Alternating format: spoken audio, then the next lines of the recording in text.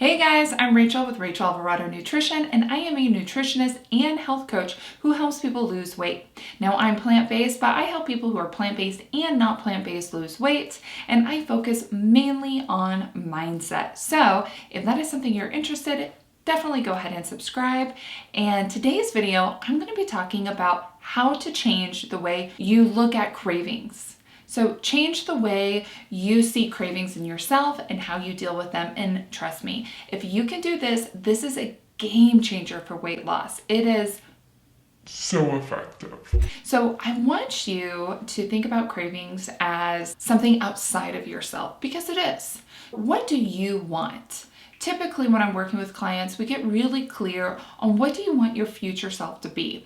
What are your goals? What is the life you want to live? What type of person do you want to become? And this has to do with, yes, weight, but then also so much more than weight. How do you do life? How do you view yourself? What is the level of joy that you have in your life? And when you get clear on that, then that is the foundational step. So we have that, and now we are doing the day in, day out. We are living our life, working toward our goals, but then a craving hits. Maybe it's because we're stressed out at work. Maybe it's, the kids wouldn't go to bed and we want to sneak down and have some chocolate.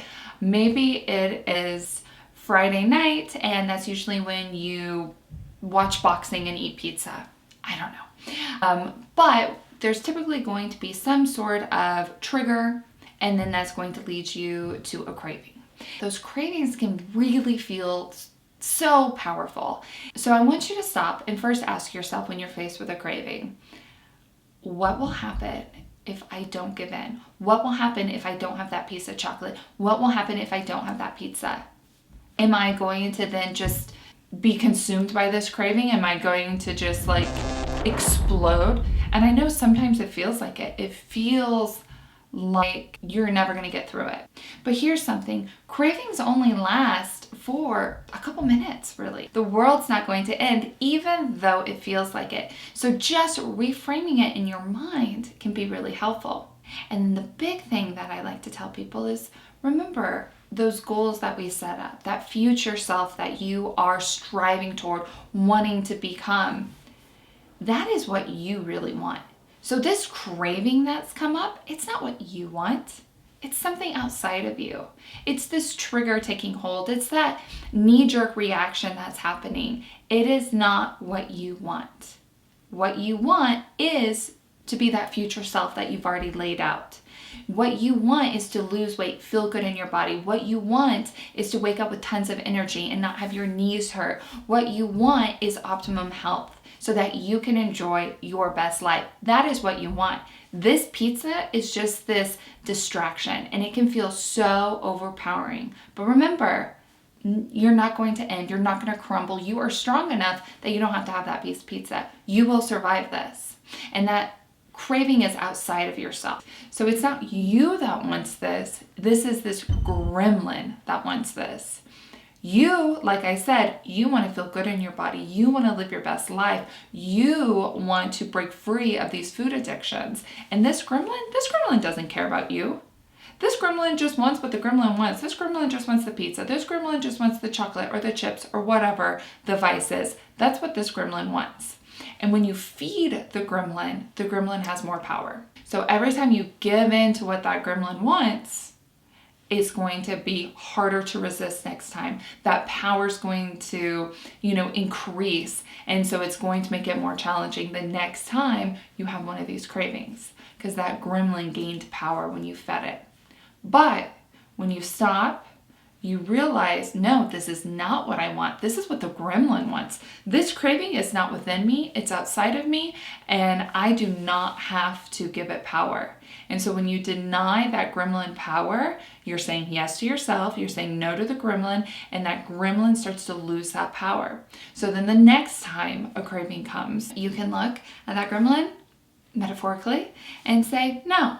And it's going to be easier because that gremlin started to lose power.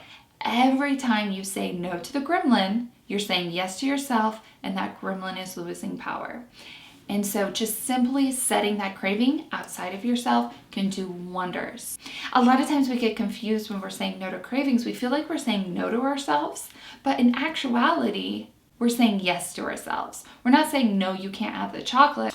We're saying, yes, I deserve to feel better. Yes, I deserve to have the body and life that I want. Yes, I deserve to feel good living in my body, using my instrument to enjoy life to the fullest. That's what you're saying. You're saying yes to yourself. And these cravings are just fleeting. You're not going to end. Life isn't going to crumble around you. It's going to maybe be really hard for 1 minute, 2 minutes, 15 minutes, but it will pass. And you can just see it go, see it fade away. Another example is thinking of it like waves. And I originally heard this metaphor in describing grief, but I heard it and I was like, oh my goodness, this is like cravings as well. So at first, when you're making these changes and you're starting to say yes to yourself more and passing on some of these unhealthy foods that don't serve you, when that first starts happening, it feels like these cravings are coming in like waves. And at first, the waves can be unpredictable. All of a sudden, it will hit you. There's not really a big trigger. They just kind of hit you random. And those cravings feel really big and they hit you hard. And they're harder to wade through. But with time, the more you wade through those big waves, those waves get shorter and shorter and easier to manage. And with time, those waves are going to be predictable. So you know when you're going to be hit with a craving maybe. Maybe it's when you're at a work event and you know there's going to be cake there, or, morning meetings when you know there's going to be bagels, or whatever the case may be. You can predict it, so then you can do mind work before you go in. I'm gonna make sure I have a green smoothie so I'm feeling full and satiated. I'm gonna do a quick meditation before I go in, so I know that I can handle that. When you give yourself that victory, all of those victories are gonna become easier next time. I hope this helps reframing cravings. Now, if it did, go ahead, hit the like button and make sure you subscribe and hit the bell. And I hope you guys have a wonderful day.